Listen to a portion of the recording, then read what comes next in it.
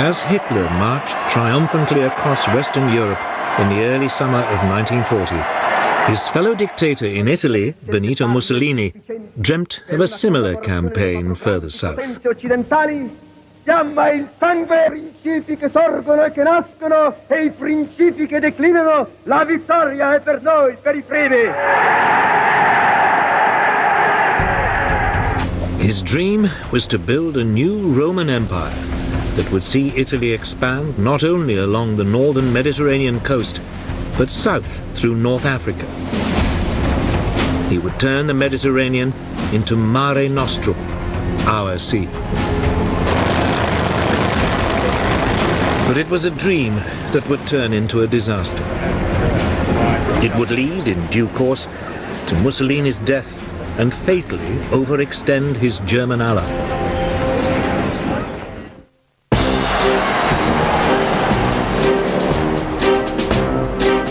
At the start of the war, Italy already controlled Libya and Abyssinia, Ethiopia today. Mussolini calculated that if he could take British-controlled Egypt and Sudan, he would be able to create a huge swathe of Italian-controlled territory. It looked like an easy campaign. Italy had 10 times more troops in the region than Britain.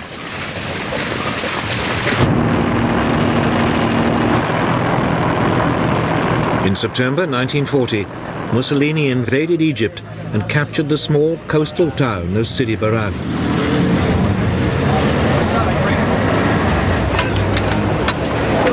There, the Italians stopped and dug in.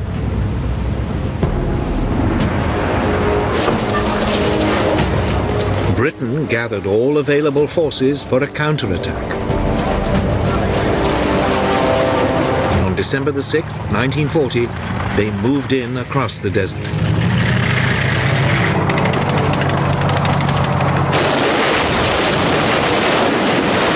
Just 4 days later, they overran the Italian defenses.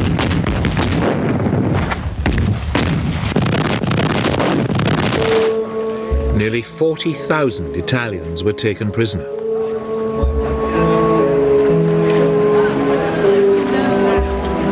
It was the first sign that the Italian army was in poor fighting shape. The remainder of the defeated Italians retreated back across the Libyan border.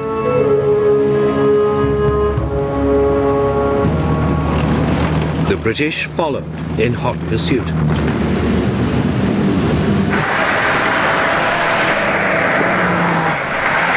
In barely a month, the Western Desert Force, as it was called, had advanced almost 600 miles across Libya.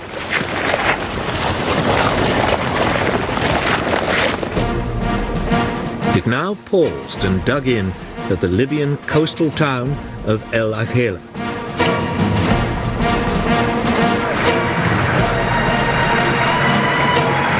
Almost half of Italy's Libyan empire had been seized and over 100,000 Italian troops taken prisoner.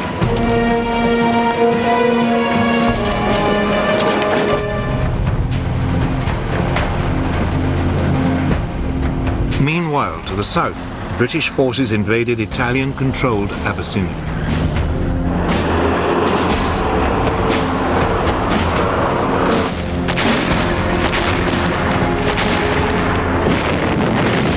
The fighting lasted for nearly 12 months. The rugged terrain made communications and transport difficult. But in the end, the Italians were forced to surrender.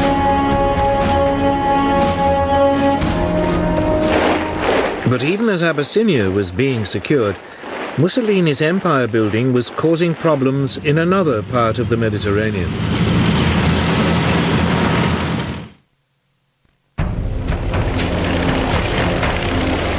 Nearly 2 years earlier, in April 1939, as part of his plan for a new Roman Empire, Mussolini had occupied Albania. The following year, he demanded Greece become an Italian colony. When the Greeks refused, he invaded.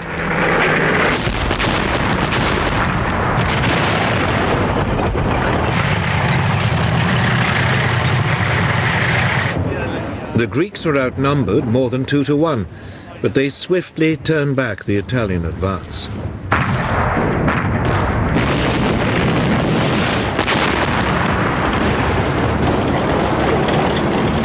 By the beginning of March 1941, the Italians had not only been pushed out of Greece, but out of much of neighboring Albania too. Britain's Prime Minister, Winston Churchill, promised help so the Greeks could finish the job. But Britain's forces were already heavily committed elsewhere. So it was that the British units in North Africa were told to abandon their Libyan adventure and ship much of the force across the Mediterranean to Albania.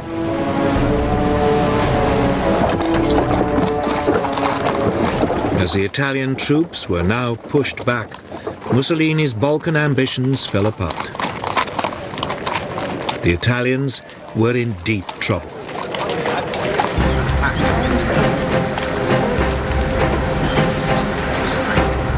It left Hitler with a problem. Should he divert troops from elsewhere in Europe to support his most important European ally, or should he abandon Mussolini to his fate? He decided to help.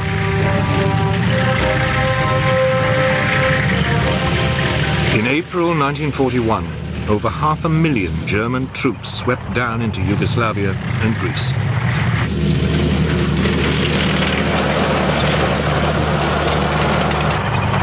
For Germany, it would prove to be the beginning of a fateful entanglement with Mussolini's political dreams. But at first, all went well.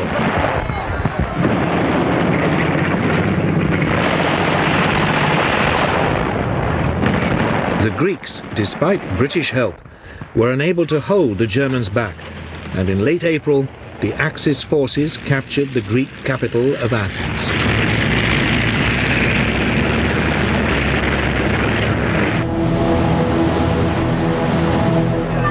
Some 30,000 men were evacuated to the British-controlled island of Crete.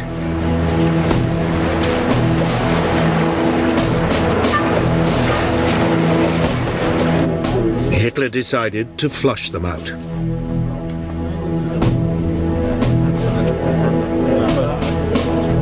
He had at his command some 22,000 parachute and glider-borne troops, backed up by 150 Stuka dive bombers.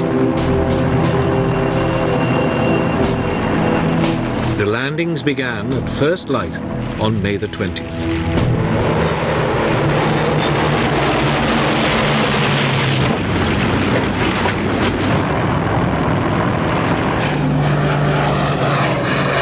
To begin with, they focused on the main airfields.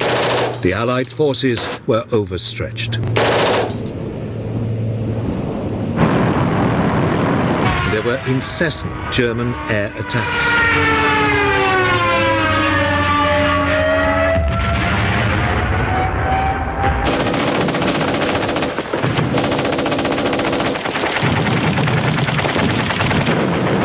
The Germans soon captured the airfields and began to fly in reinforcements. The Allies were pushed back across the island.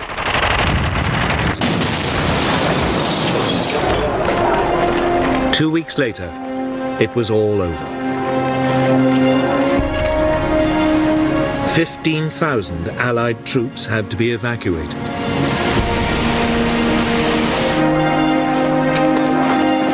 A further 18,000 were taken prisoner.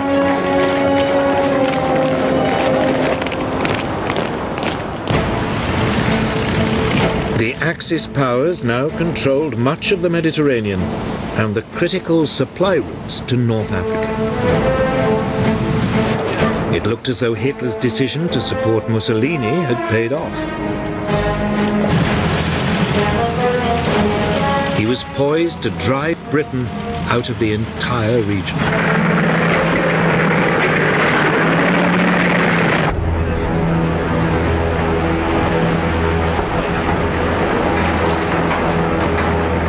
In February 1941, a junior German general arrived at the Libyan port of Tripoli. Erwin Rommel was one of the rising stars of the German army and had been chosen by Hitler as the man to rescue his Italian ally and retake North Africa for the Axis powers.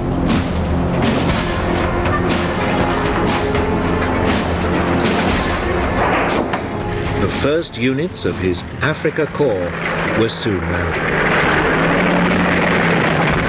Some 16,000 men and over 100 tanks had been diverted from the European front.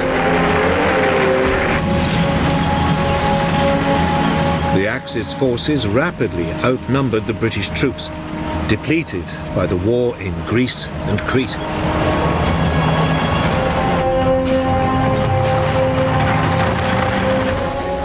Rommel advanced towards the British positions at El Agheila and attacked.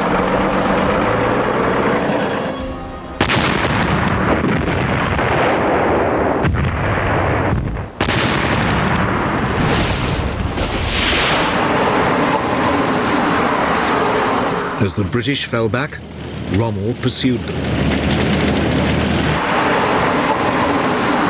In a matter of weeks, the Allied soldiers had been pushed all the way back to the Egyptian border.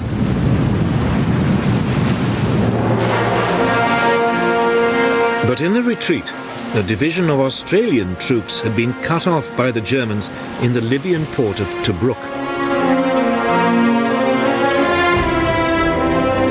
The British commander, Sir Archibald Wavell, now launched 2 successive attempts to relieve them.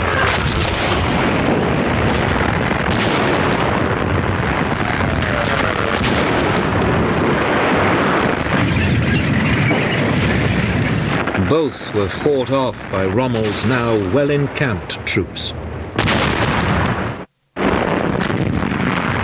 The Germans massively outgunned the British.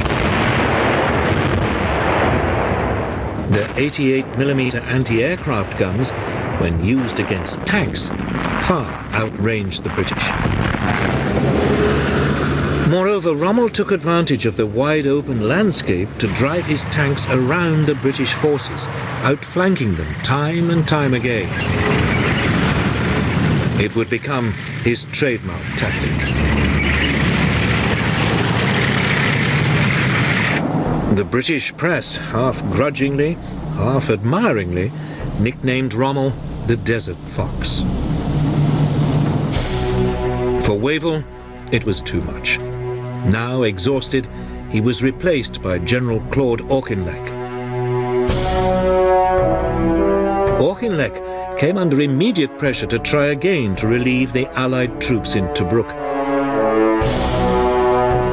But he refused until his forces had been reinforced.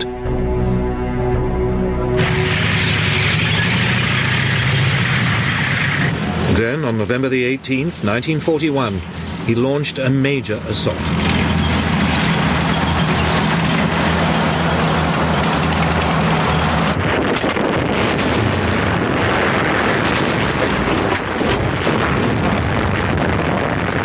Operation Crusader, as it was called, started with a lengthy armored dogfight.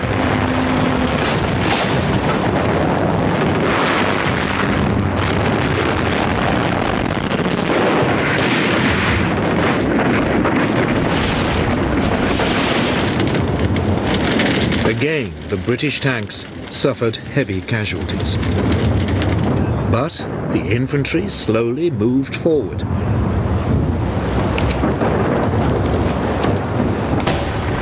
Finally, after a month of confused fighting, Rommel retreated. Tobruk had been relieved. The Axis units fell back along the coast, all the way to their starting point at El Agheila.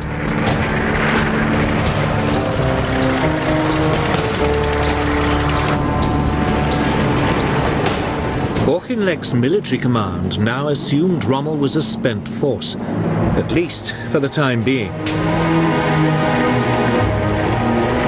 It Its units were dispersed to bases along the coast for a badly needed refit.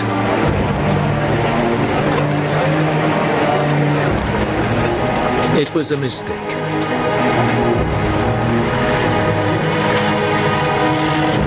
Two months later, in January 1942, Rommel's Africa Corps was back on the attack.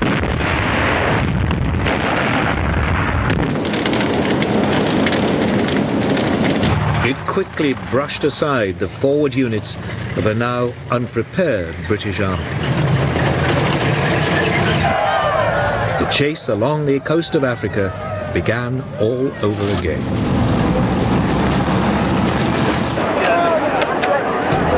The Allies fell back towards a new defensive line just west of Tobruk.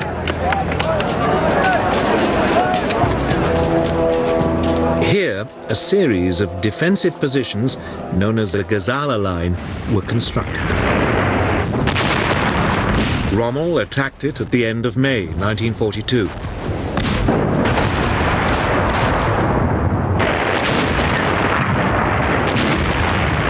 Once again, he swung his armour around the British forces in a great outflanking movement and came in behind the British positions.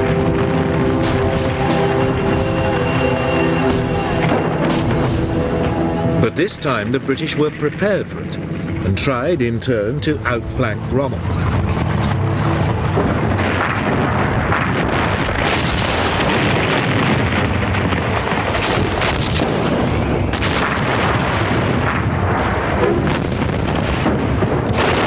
The fighting lasted for 3 weeks as each side tried to outmaneuver the other.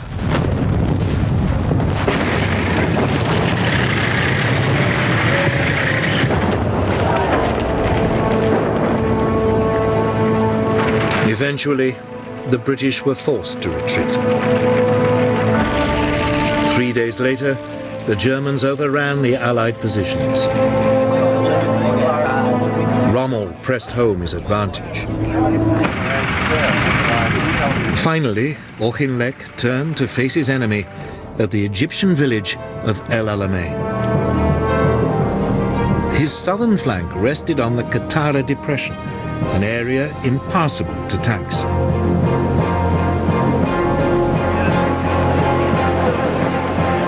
On July the 1st, 1942, Rommel attacked again.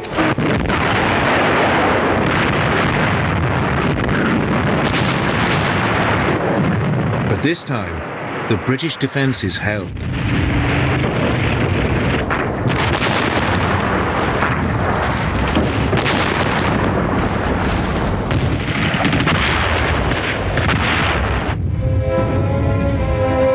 Rommel, with his supply lines stretched and now seriously short of fuel, was forced to give up.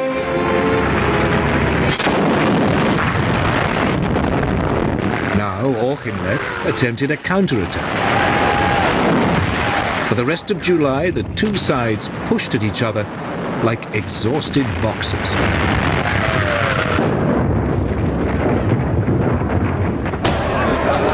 Churchill was furious at the lack of British progress and now visited Egypt.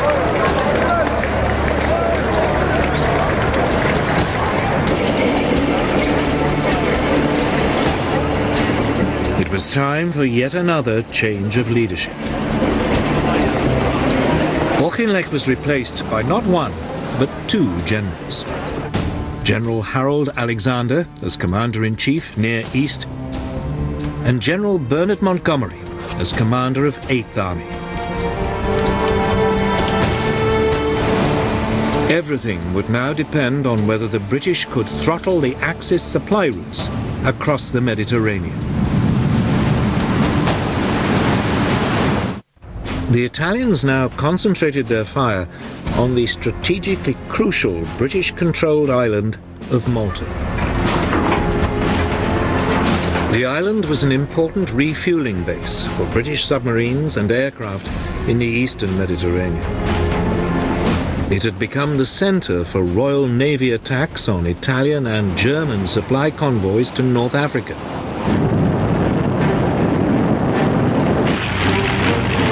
In summer, 1940, Italy bombed it.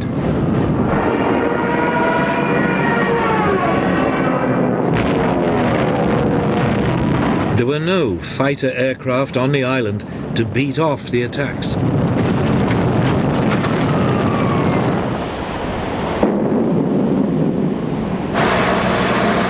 Then, almost by accident, 4 Gladiator fighter biplanes were found in crates on the island. They were hastily assembled.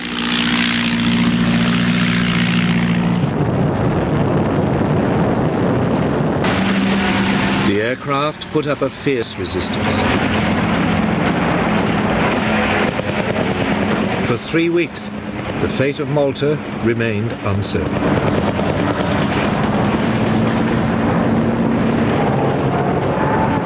Then, finally, British fighter reinforcements arrived, and the Italian bombers were temporarily beaten off.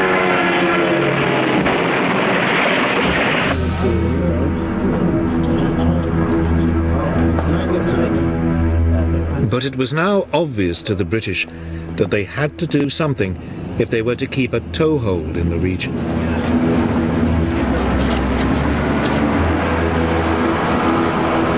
That winter, Britain launched what it hoped would be a knockout blow against the Italian Navy.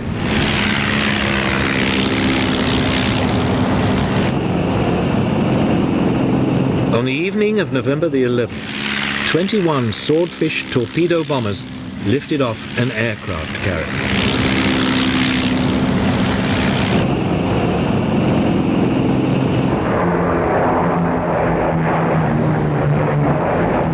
They swept in on the Italian fleet, anchored in its base at Taranto.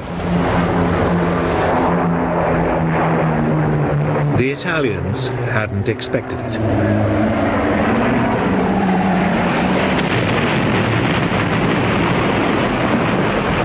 Three of Italy's 6 battleships were crippled. 4 months later, Britain struck again.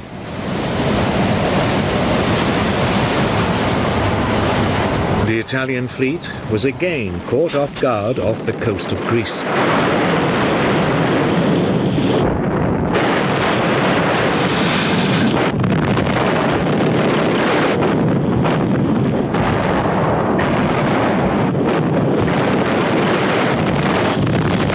A 4th Italian battleship was damaged.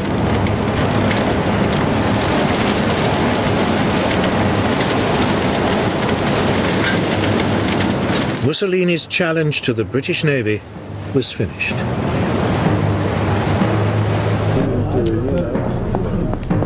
It was a turning point for Hitler, too.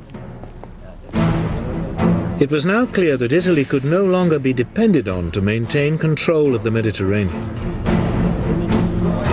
It meant his supply lines to North Africa were at risk of being cut off. Germany decided to take a direct hand.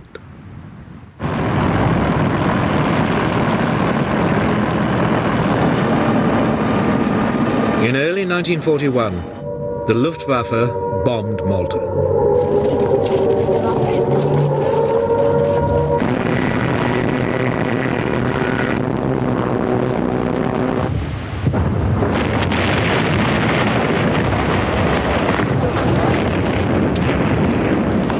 The island took another severe battering. The attacks continued, month after month. Yet the British garrison hung on.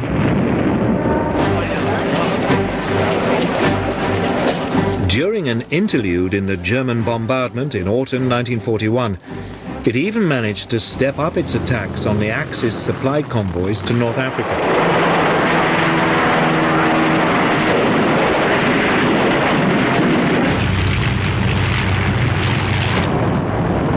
Then the Luftwaffe resumed the assault.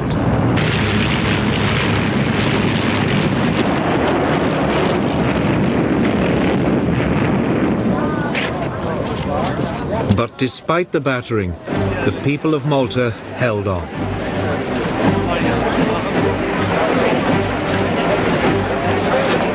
following spring, in April 1942, they received a unique honor for the heroism they had shown under 4 months of devastating Axis bombardment.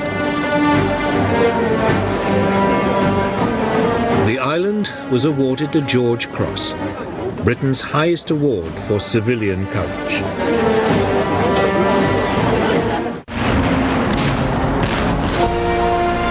In mid-June, the British Navy sent convoys from Gibraltar and Egypt to relieve it.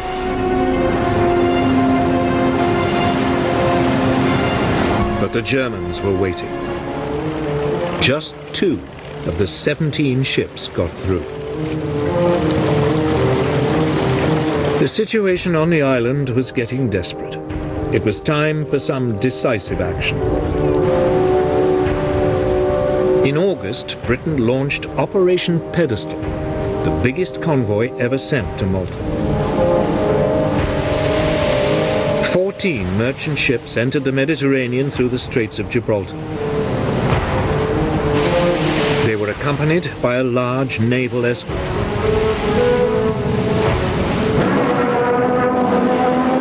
Almost immediately, they ran into German opposition.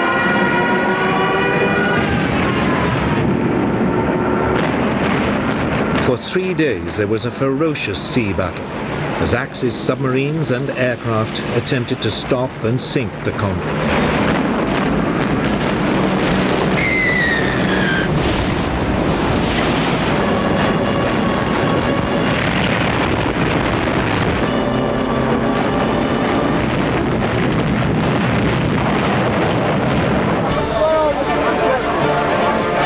Finally, on the 4th day, 5 of the British merchant ships made it into port.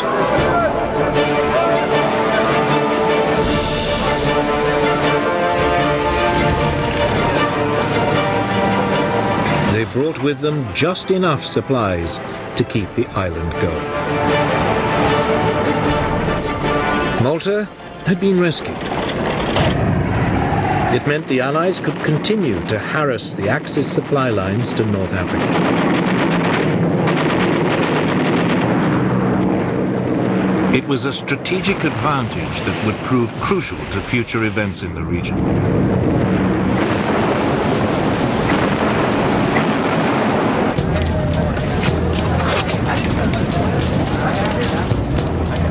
In North Africa, Churchill's orders to his new team, Generals Alexander and Montgomery, were simple: destroy the army commanded by Field Marshal Rommel.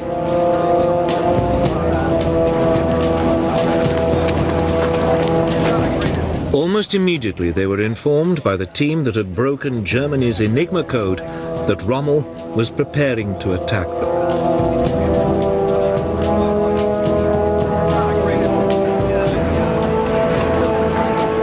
Montgomery assumed the Desert Fox would try another of his outflanking moves and fortified the ridge of Alam Halfa, just to the southeast of El Alamein.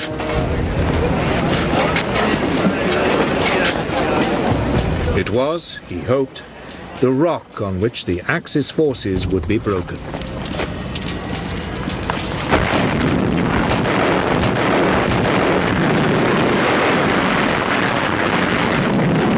When it came, the fighting lasted for 3 days.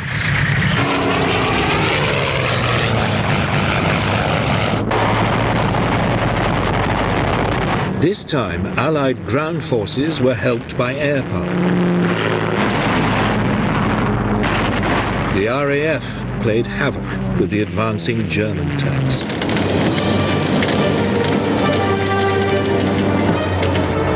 Rommel was forced to give up, and, short of fuel again, he pulled back.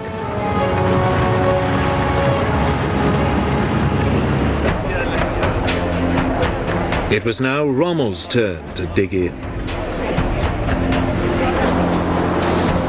He chose a line between the impassable sand sea of the Qattara Depression and the Mediterranean coast. Montgomery was well aware it was a formidable barrier. He also knew it was impossible to outflank it.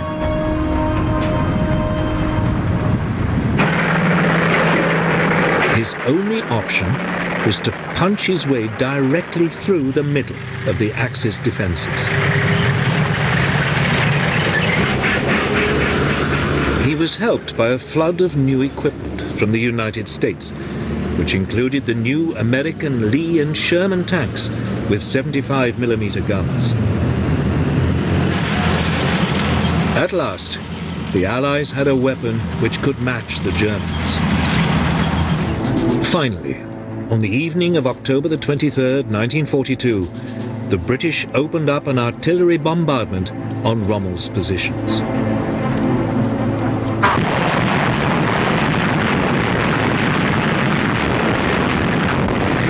The Battle of El Alamein had begun.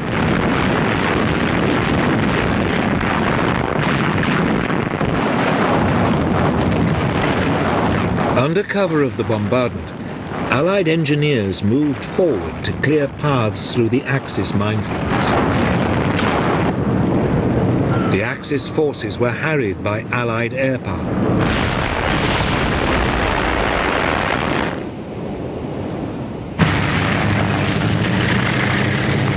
Finally, after 10 days of fighting, the Allied forces broke through.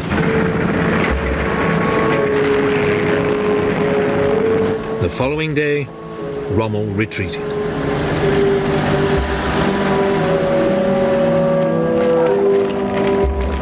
It was Germany's first major defeat at the hands of the Western Allies. Churchill was triumphant. This is not the end. It is not even the beginning of the end. But it is perhaps the end of the beginning.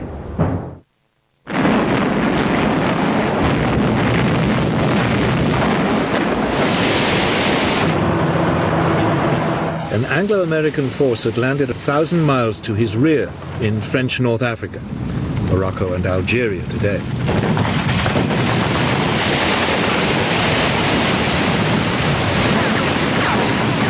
It was codenamed Operation Torch.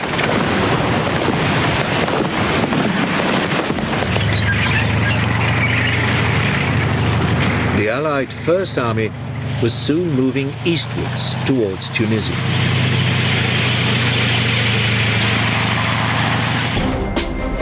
Rommel was in danger of being attacked from behind.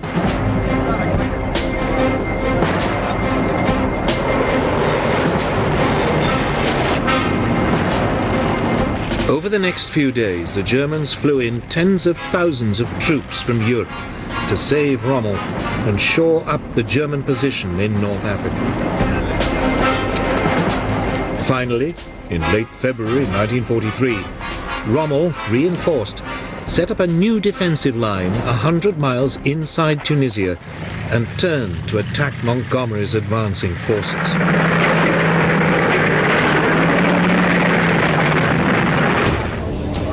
But Montgomery had been forewarned by the Enigma codebreakers, and his troops were waiting as the German tanks rolled forward.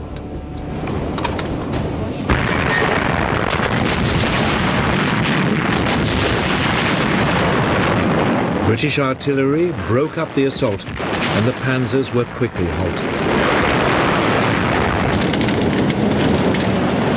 It was Rommel's last battle in North Africa. On May the 7th, US forces took the port of Bizerta. The British 7th Armoured Division, the famous Desert Rats, drove into Tunis.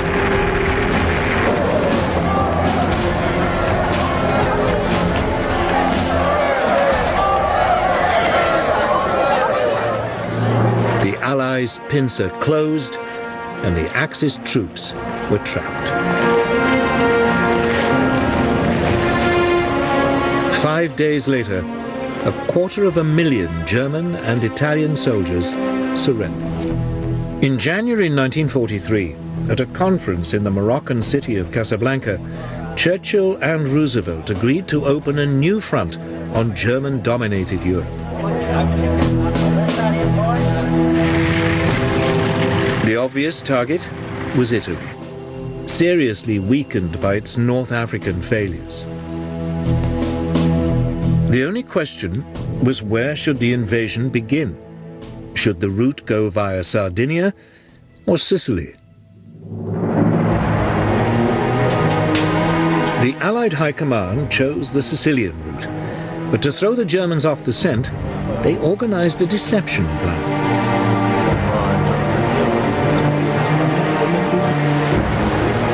Operation Mincemeat was launched. A corpse was dropped off the shores of Spain carrying false papers. When it was washed ashore in May 1943 and the papers passed to the Germans, they revealed that the Allies would pretend to attack Sicily, but that their real target was Sardinia.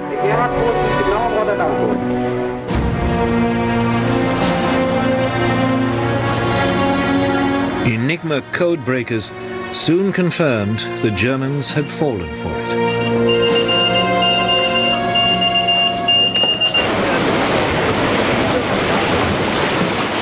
Six weeks later, the British 8th Army, under Montgomery, landed in the southeast corner of Sicily.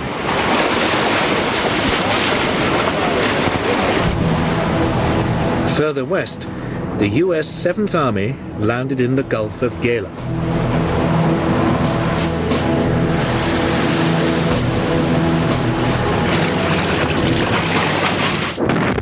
The Italian resistance was again overwhelmed.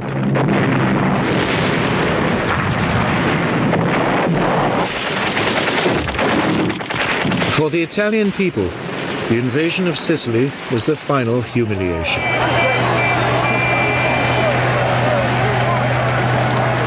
Mussolini was overthrown in a popular uprising. The new government now opened secret talks with the Allies for an armistice.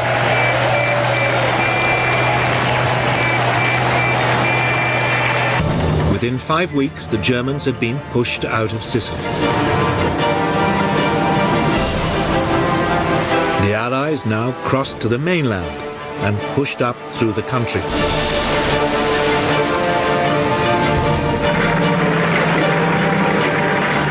US troops moved up the west side. British troops moved up the east.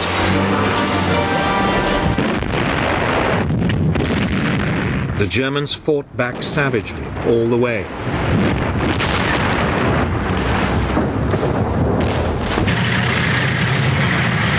Even so, Naples fell to the Allies on October the 1st, 1943.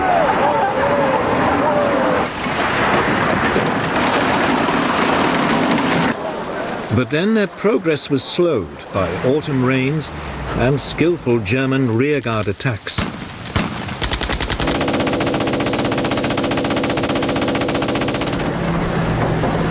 It was not until the end of November that Allied forces finally reached the Gustav Line, the first of a series of German defensive positions cutting across Italy.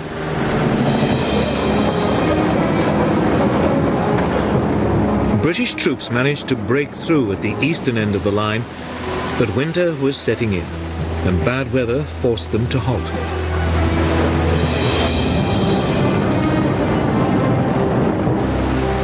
Nevertheless, in the west, US forces attempted to outflank the German defenses by taking to the sea.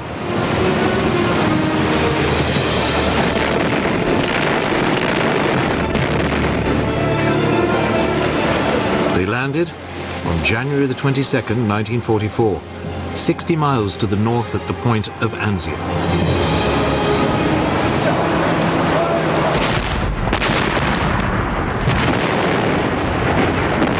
But here, amidst fierce fighting, they were pinned down and nearly driven back into the sea.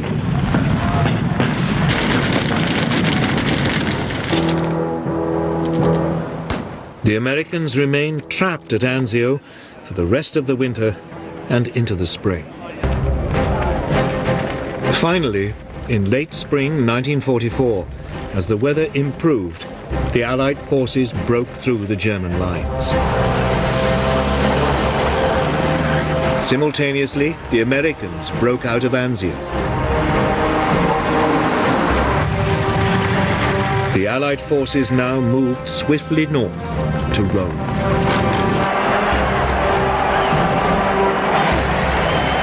The Italian capital was liberated on June the 4th, 1944.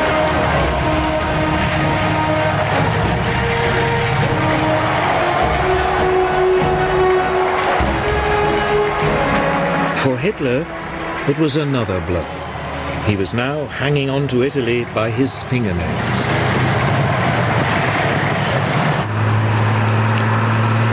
The Allies continued to push north.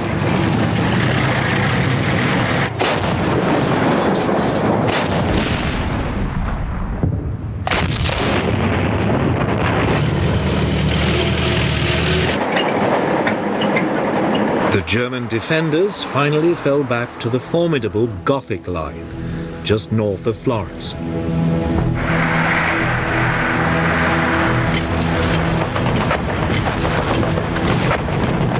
Here, bad weather again brought the Allied advance to a halt.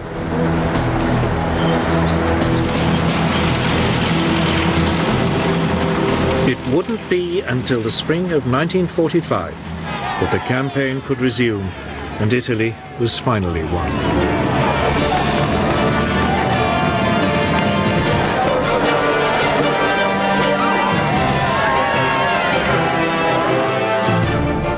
By then, the Italians had had enough of Mussolini. He was captured by Italian partisan forces and shot.